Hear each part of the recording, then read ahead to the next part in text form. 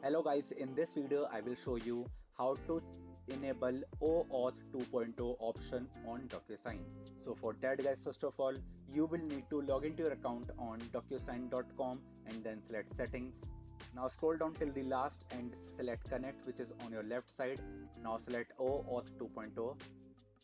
Now you need to tick this box right here called enable OAuth, and then you need to fulfill all of these details like client ID, client secret, authorization server URL, and then you need to select on this save button after entering all of these details that they have asked to you to fulfill.